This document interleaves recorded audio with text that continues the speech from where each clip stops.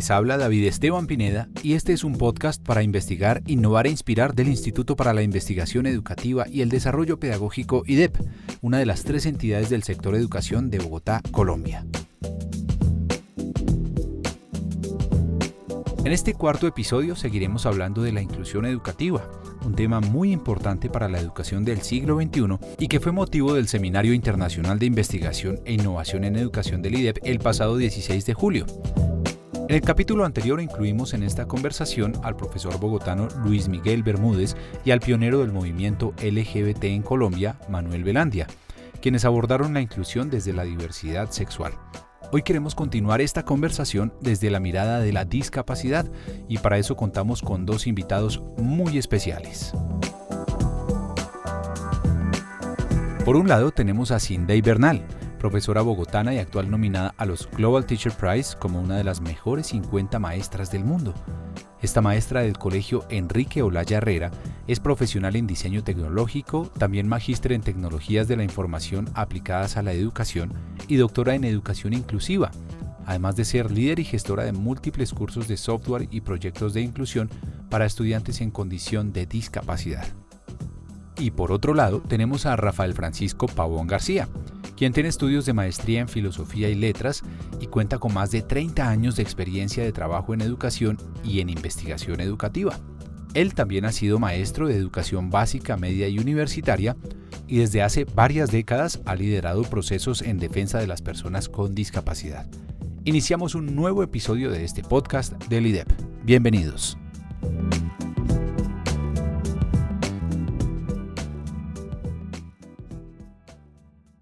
Según el informe de seguimiento de la educación en el mundo, GEM por sus siglas en inglés, y que fue publicado recientemente por la UNESCO, el 42% de los países de la región tienen leyes que exigen que los niños con discapacidades sean escuchados en entornos separados, pero dice que en la práctica no muchas escuelas ordinarias reciben estudiantes con discapacidades y que es máximo un 40% según los datos comparables. Adicionalmente reveló que los estudiantes con discapacidades suelen necesitar infraestructura y materiales adaptados, pero solo el 29% de las escuelas de la región han hecho los cambios necesarios. Y otro dato relevante que deja ver este informe GEM es que en países como Brasil, Colombia y México, más del 50% de los maestros informaron que hay una gran necesidad de desarrollo profesional en la enseñanza de estudiantes con necesidades educativas especiales. Esta es una parte del panorama de cómo está la inclusión desde la discapacidad en nuestra región y por su gran relevancia queremos ampliar esta discusión desde el IDEP, esta vez con Cindy Bernal y con Rafael Pavón. Cindy y Rafael, muchas gracias por aceptar la invitación del instituto, de nuestro director Alexander Rubio, y quiero hacerles la primera pregunta. Cuando hablamos de discapacidad e inclusión, ¿a qué nos referimos, profe Cindy?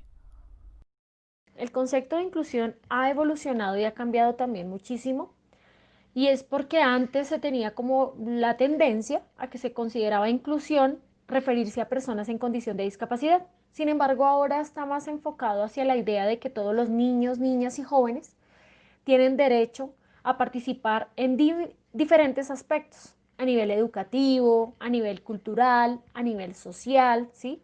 Que efectivamente da la oportunidad de desarrollo, aprendizaje y participación en estos diferentes entornos, independiente de, pues digamos, de nuestra posición social, cultural y las diferentes habilidades, porque eso es algo también importante de resaltar. Más o menos en el año 2005, la UNESCO ya integró también y definió el concepto de educación inclusiva, que como tal se da a nivel del proceso de abordaje y respuesta a la diversidad de las necesidades de todos los estudiantes, pues que efectivamente se generó a través de la creciente participación en el aprendizaje, la cultura y las comunidades y de la reducción de la exclusión dentro y desde la educación, ya que se implican cambios y modificaciones en los enfoques, las estructuras, las estrategias, como una visión común que incluye a todos los niños, niñas, jóvenes y adultos. El Ministerio de Educación Nacional también, en el 2016, pues mencionó que efectivamente la educación inclusiva es aquella que permite que todos los niños, niñas, jóvenes y adultos, según sus necesidades, intereses, posibilidades y expectativas, independiente de su género, capacidades, pertenencia étnica, posición política, ideología, visión del mundo, pertenencia a una comunidad o minoría lingüística, orientación sexual, credo religioso, lengua o cultura.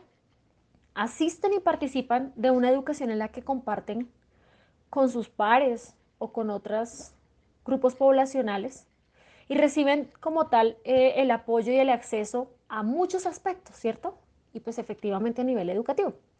Y la idea es que sea un proceso permanente cuyo objetivo sea promover el desarrollo del aprendizaje y la participación de todos y todas sin exclusiones y que efectivamente se pueda garantizar ese libre desarrollo. Cuando hablamos de inclusión también tenemos que tener en cuenta ciertos elementos o ciertos conceptos. Uno, el acceso, en donde este término tiene diferentes connotaciones como derecho. La Declaración Universal de los Derechos Humanos menciona que el acceso es que toda persona tiene el derecho como tal a él. Tiene este derecho a esas condiciones de igualdad, a las funciones públicas de su país. ¿Mm? Y que se dan términos define acceso y accesibilidad como condiciones y medidas pertinentes que deben cumplir las instalaciones y los servicios de información para adaptar el entorno. Allí también se incluye la información, las comunicaciones, la tecnología, ¿sí? En zonas urbanas y rurales, en todos los ámbitos. También el concepto de permanencia. Y desde el punto de vista educativo, implica lograr que todos los estudiantes se mantengan como parte del sistema educativo y que permita generar estrategias de interés hacia nuevos temas, que mejoren su autoestima, que permitan la consolidación de redes de apoyo y también proyectos de vida. Eso es algo súper valioso e importante. La equidad también se entiende como igualdad de oportunidad partiendo de la inclusión y de la no discriminación y generando la posibilidad de recibir apoyos y adaptaciones pertinentes de acuerdo a nuestras propias necesidades. Otro concepto, la diversidad. La diversidad implica la aceptación del otro como ser individual, no apartado y ajeno, sino partícipe con derecho a gozar de las mismas facultades sociales que los demás. Otro concepto, la diferencia, es reconocida como inherente al hombre y efectivamente esto lo afirma la ONU en el 2009, ¿cierto? Por lo que es necesario promover el respeto por la diferencia y la aceptación de las personas con discapacidad como parte de la diversidad y la condición humana.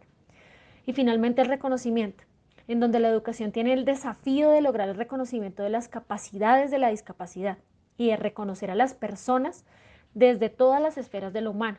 Es allí donde quiero cerrar esta pregunta con una frase muy bonita de Robert Hensel. Conóceme por mis habilidades, no por mis discapacidades. Bueno, muchas gracias, profe Sindey. Rafael, ¿qué nos puedes precisar sobre esta pregunta? Un saludo para todos. Muchas gracias por la invitación. Es una alegría para mí siempre regresar a la idea que ha sido mi casa por varios años y con el que he aprendido tantas cosas. Uno tiende inicialmente a pensar que inclusión quiere decir discapacidad. O sea, se identifican los dos conceptos. Yo diría que inclusión es un proceso amplio que no solamente involucra a las personas con discapacidad, sino a todas las formas de exclusión y discriminación que existen en nuestra sociedad. Cuando hablamos de inclusión social en general, estamos hablando del intento de construir una sociedad integrada donde no exista la marginación y la discriminación y donde podamos todos participar de la vida social en igualdad de oportunidades y de condiciones. Por supuesto, la discapacidad o las personas con discapacidad pues han sido una de esas poblaciones más discriminadas y marginadas y de alguna manera esa es la razón por la que identificamos la inclusión con las personas con discapacidad. Pero yo diría fundamentalmente que inclusión es el proceso social de eliminar las barreras y los obstáculos que llevan a la discriminación y a la marginación, y las personas con discapacidad son una de esas poblaciones más marginadas. Lo otro que es importante, perdona, es qué es lo que entendemos por personas con discapacidad. Yo creo que ha habido una evolución, un cambio de perspectiva que fundamentalmente se expresa en la Convención de las Naciones Unidas sobre los derechos de las personas con discapacidad. Por muchos años el movimiento de personas con discapacidad ha impulsado otra visión de lo que significa la discapacidad, para no verla solamente como un fenómeno médico, clínico o vinculado a una enfermedad, sino más bien como un fenómeno social caracterizado por el hecho de que algunas personas encuentran barreras o dificultades para acceder a los servicios y a los entornos de participación en la vida social. Lo que ha habido es un giro de una visión de la discapacidad como una enfermedad a una visión social que ve la discapacidad como una interacción entre las limitaciones que tienen ciertas personas y las barreras sociales, culturales y políticas que existen para que esas personas puedan ser parte activa de la sociedad. Cuando hablamos de inclusión en discapacidad, lo que estamos hablando es de la superación, eliminación o por lo menos mitigación de esas barreras que las personas encuentran a raíz de su limitación para interactuar socialmente. Bueno, muchas gracias. Dos perspectivas realmente muy interesantes. Y ahora vamos con la siguiente pregunta. ¿Cómo consideran ustedes que actualmente se contempla la inclusión y el reconocimiento de la discapacidad en las políticas de educación? Profesora Sindey, te escuchamos. Bueno, efectivamente, a nivel de las políticas educativas, sí es posible el reconocimiento de la importancia de la inclusión y de la discapacidad. Y se han dado bastantes aspectos y bastantes apoyos para potenciar este aspecto en las políticas educativas. Les cuento que en Colombia la educación inclusiva es un proceso permanente que debe darse en el marco del derecho a la educación que tienen todos los niños y las niñas, desde su capacidad humana y su diversidad individual, étnica, cultural, de género, contextual y familiar. Y se reconoce que la diversidad enriquece las experiencias de aprendizaje y el desarrollo de los niños y las niñas. Y efectivamente este proceso va relacionado con la construcción de ciudadanía enmarcado en el respeto, la defensa y la promoción de los derechos a través del desarrollo de unas habilidades y conocimientos necesarios para construir convivencia y participar democráticamente. A partir de allí, me parece importante recordar e integrar las dimensiones del Índice de Educación Inclusiva por la UNESCO en el año 2000. Aquí consideran que para lograr definir las políticas como tal en términos de inclusión, se requiere una integración entre crear culturas y desarrollar prácticas para que efectivamente se pueda potenciar las políticas desde estos ámbitos. Bueno, y para seguir ahondando en este tema de la inclusión educativa, queremos preguntarles cuáles creen que han sido las condiciones problemáticas de reconocimiento a la diversidad y a la inclusión en educación. Rafael, ¿cuál es el panorama que podrías darnos? Aquí tenemos un problema que es muy similar a otros problemas de marginación y exclusión, como por ejemplo puede ser la violencia contra las mujeres o digamos el tema del machismo o de la misma discriminación contra la población afro, etc. Y es que es un discurso políticamente correcto. O sea, nadie va a decir, no, los niños con discapacidad no pueden estudiar. O no, la población afro no tiene derechos. Es un discurso políticamente incorrecto, ¿sí? Que de alguna manera se esconde una cantidad de prácticas y de barreras que son contrarias a ese discurso que se expresa. Es, digamos, como transformarlo todo para mantenerlo todo igual, pero que no se note. Entonces, en el tema de discapacidad en concreto, nosotros lo que encontramos ahora con preocupación es que es muy reducido el número de negaciones directas al acceso de los niños al colegio. Pero ya en el momento de la atención lo que encontramos son simulacros, simulacros de inclusión. Es decir, los niños están en el colegio, pero están dentro del mismo mundo escolar segregados. Eso sucede mucho, por desgracia. Es decir, el rector, los maestros reciben a los niños, pero dentro de la escuela los separan de alguna manera y les dan una atención diferenciada, muchas veces de mucha menor calidad que la que reciben sus compañeros. Entonces tú te encuentras aulas exclusivas dentro de colegios, niños que son excluidos de los procesos, sobre todo de participación, no tanto del aprendizaje, sino de la participación en la vida escolar.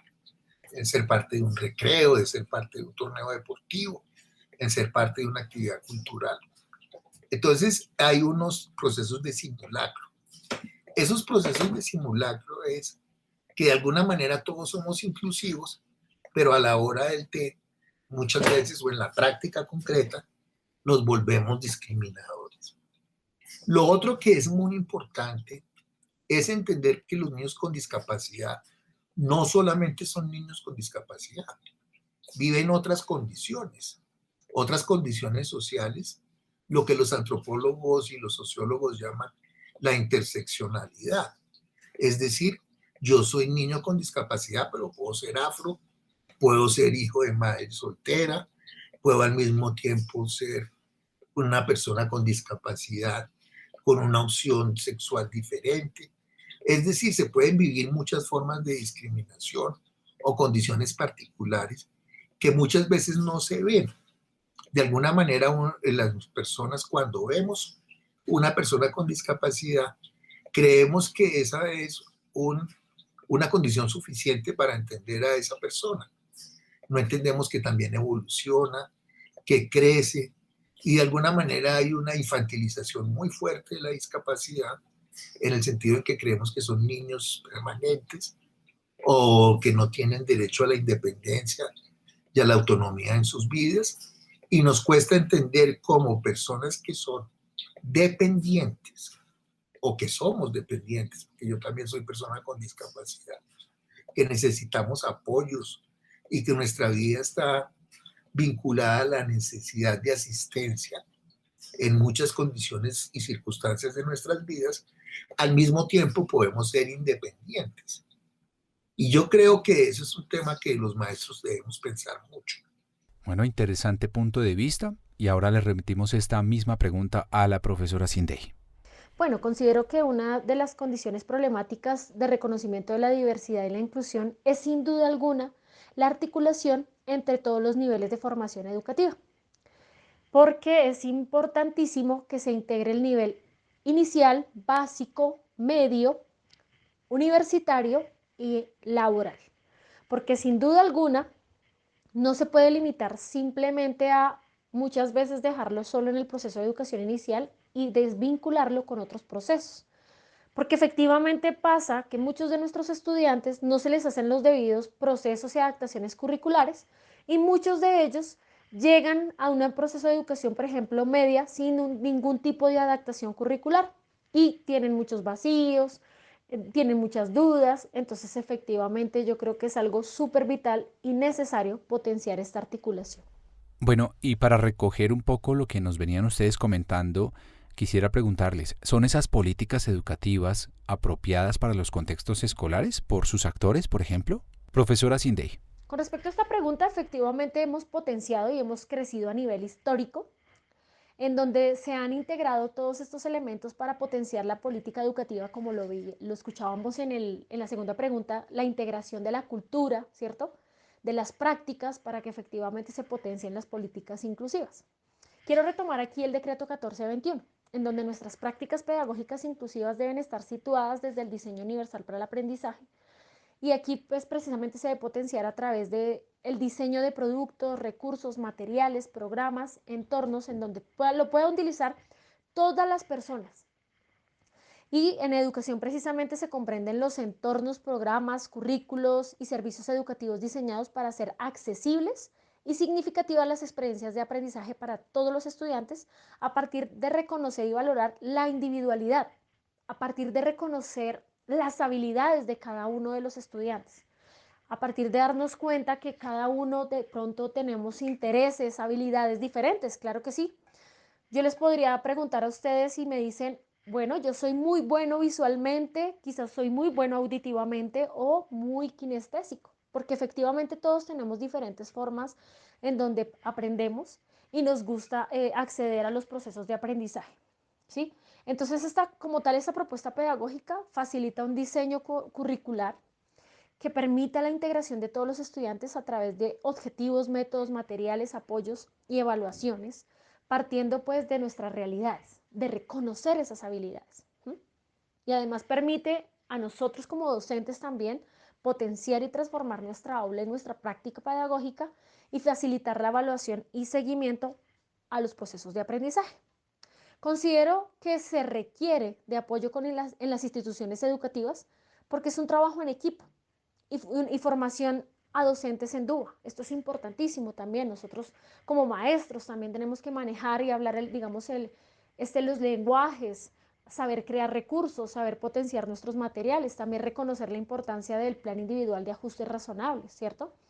Crear diversos recursos para apoyar las múltiples formas de representación y motivación de nuestros estudiantes, identificando sus habilidades. Y que efectivamente esto es un trabajo entre padres de familia, directivos, docentes, y pues de diversos actores de otras disciplinas para que se pueda potenciar realmente estos procesos de aprendizaje y se pueda potenciar realmente la integración de las políticas educativas en los contextos escolares. Muchas gracias y ahora escuchamos a Rafael. ¿Qué nos puedes decir? Sí, digamos que ya hemos logrado, te voy a hablar del caso de Bogotá, por ejemplo, que es un caso privilegiado para el país, pero contamos con maestros de apoyo en casi todos los colegios, hay cerca de 900 maestros de apoyo, hay una inversión pública importante que proviene de las transferencias de la nación, pero también de inversión propia de Bogotá. Y tenemos sobre todo los desarrollos que durante 20, 25 años han venido haciendo los maestros. Cuando hace 20 años o 30 empezaron heroicos maestros y rectores de la ciudad a abrir esta semilla, pues los recursos no se tenían ni las posibilidades se tenían. Pero yo creo que ya hay unas barreras que se han logrado superar y que si bien los maestros se enfrentan a tener 35, 40 niños, también encuentran muchas posibilidades de trabajo que sus mismos compañeros han realizado. Yo no quiero demeritar las barreras porque están presentes, pero creo que una vez abrimos nuestro corazón y nuestro interés y nuestra creencia en nosotros mismos como maestros, hemos abierto un gran camino y vamos a encontrar o en el trabajo colaborativo entre los niños o en el apoyo externo por parte de otras instancias de la escuela o en distintos recursos que circulan por muchos lugares, la posibilidad de darle a ese niño una oportunidad educativa. Estamos en un tema de debate. Bueno, pues de verdad que ha sido una conversación muy productiva y muy interesante. Y ahora quisiera preguntarles cómo perciben el panorama de la investigación y la innovación educativa en el tema de la inclusión y el reconocimiento de la discapacidad. ¿Qué rescatarían ustedes dos? Rafael, compártenos primero un poco cuál es tu perspectiva. En términos de investigación, yo diría que las primeras acciones es una reflexión sobre sus propias prácticas e invito a los maestros a que hagan esos esfuerzos de sistematizar o por lo menos registrar sus propias prácticas en ese esfuerzo por reconocer la diversidad en la escuela. Otro proceso investigativo muy importante es el trabajo colectivo y estamos viendo, por ejemplo, en Bogotá, cómo se vienen impulsando en una política que yo creo que es muy acertada, los procesos de formación y de investigación a través de grupos de maestros que comparten sus experiencias, generan procesos de desarrollo pedagógico e intentan un trabajo colectivo. Y por supuesto hay investigación ya más, digamos, específica sobre las implicaciones que tiene la enseñanza de determinadas áreas o a determinadas poblaciones en particular. Por ejemplo, lo que implica para un maestro la enseñanza a la población sorda, usuaria de lengua de señas, o lo que implica enseñar determinadas áreas a un niño con discapacidad visual. Por ejemplo, la enseñanza de la geografía, que es tan visual, o lo que implica para que un niño con discapacidad cognitiva pueda tener un trayecto educativo de acuerdo a sus posibilidades y no necesariamente pensando en que todos debemos llegar a los mismos niveles educativos.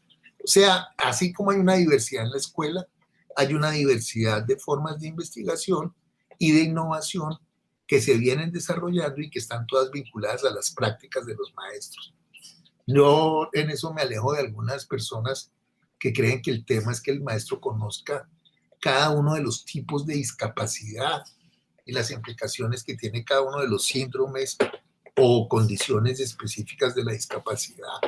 Y yo creo que ese no es el tema de la escuela, sino del personal de salud y de las ciencias médicas, y lo nuestro es una investigación pedagógica. Y ahora le hacemos esta misma pregunta a la profesora Sindey. En términos del panorama de la investigación y la innovación educativa en el tema de inclusión y reconocimiento de la discapacidad, pues yo veo un excelente panorama, realmente, porque en términos de inclusión, como se ha visto, muchos de los maestros, padres de familia y estudiantes unidos, hemos pensado en crear, en sembrar semillas en nuestros jóvenes que permitan potenciar su participación activa en la sociedad como parte del cambio. Yo considero que esto es súper valioso, la participación activa de nuestros jóvenes como actores, ¿cierto? Que efectivamente puedan desarrollar estrategias, crear, innovar y precisamente potenciar todos estos procesos, la integración de diferentes disciplinas, nuevamente reitero, pero que nosotros seamos los partícipes activos en este proceso. Entonces vamos por un muy buen camino.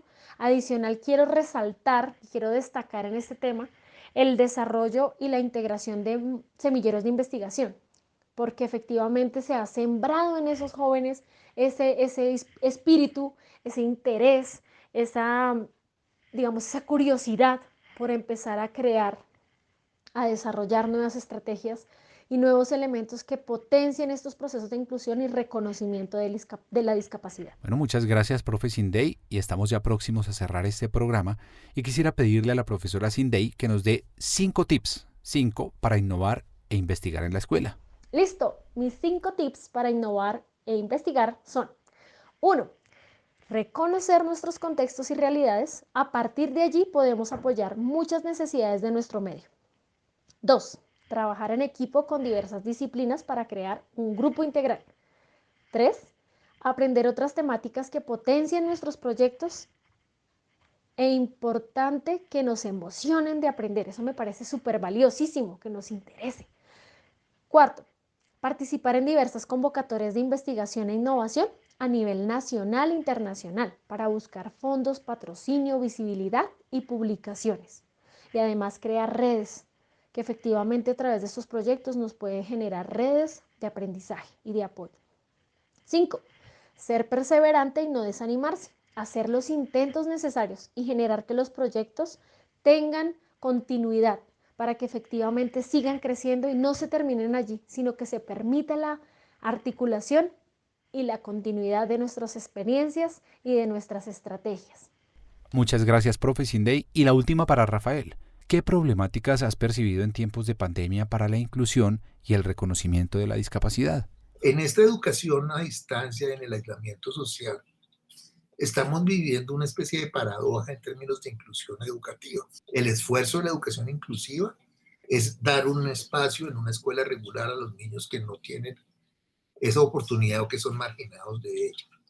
Y de repente un viernes salimos del colegio los maestros y nos encontramos con que el lunes no va a haber escuela, que lo que es necesario es aislar a los chicos de la escuela, es decir, lo contrario supuestamente a lo que esperamos con la educación inclusiva. ¿Y cómo podemos atender educativamente a esos niños y cómo logramos que las formas alternativas de educación que en esta emergencia rápidamente se han tenido que crear como recursos, como posibilidades de materiales, como opciones didácticas a través del internet y de otras formas de comunicación digital, también le llegan a los niños con discapacidad?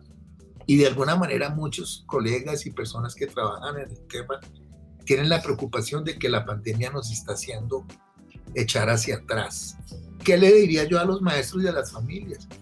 Que crean en los niños, primero que todo, a los maestros que crean en su conocimiento. No se requiere otro saber para enseñar que el que tiene la pedagogía. Y no necesitamos otros conocimientos. Las barreras encuentran respuesta en el saber del maestro. Y hay que creer mucho en eso. Y a las familias que crean en los hijos. Pero hay esa relación humana inicial que es lo más importante y sobre todo al maestro que crea en su propio saber como una manera de dar oportunidad educativa a los niños.